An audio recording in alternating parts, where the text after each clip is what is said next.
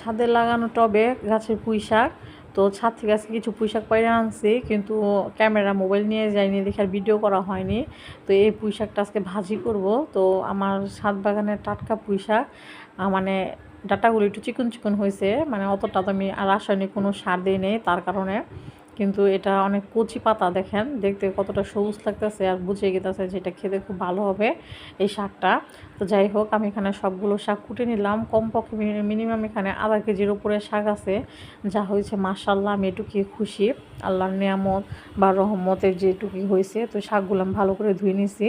তো একটা কড়াই নিছি, কড়াইতে 2টা শুকনা মরিচ এখানে ছিঁড়ে দিছি, তারপরে তেল দিয়ে দিলাম। শুকনা মরিচটা ভাজা হওয়ার পরে এখানে আমি পেঁয়াজ কাটা, কাঁচামরিচ কাটা, তারপর রসুন কাটা সব একসাথে তেলে ভাজা নেব। অত বেশি ভাজা দেবো না, হালকা ভাজা দেব। আর তারপর একটু সামান্য লবণ দিয়ে দেব।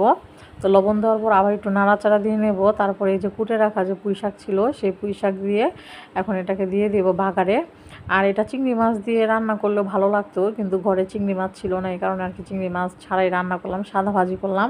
সাদা ভাজিটা করলে আদিয়াদের বাবা পছন্দ করে, এই কারণে সাদা ভাজিটা করা। আর তারপরে এই যে পানিটা শুকানোর পরে এই যে দেখেন শাক একেবারে অল্প হয়ে গেছে, শুধু ডাঁটাই দেখা গেছে চোখে। আর এখন খাওয়া দাওয়ার পালা। তো এই যে আমি সাদা ভাত আর শাক নিয়ে নিছি। তো গাছের জিনিস অল্প হোক আর বেশি হোক, যেটুকুই হোক না কেন, নিজের গাছে নিজের হাতের লাগানো সব জিনিসের আনন্দই আলাদা। আর তৃপ্তি সহকারে খেলাম, তৃপ্তি সহকারে নিজের হাতের জিনিস লাগিয়ে খেলে এটা আরও বেশি ভালো লাগে।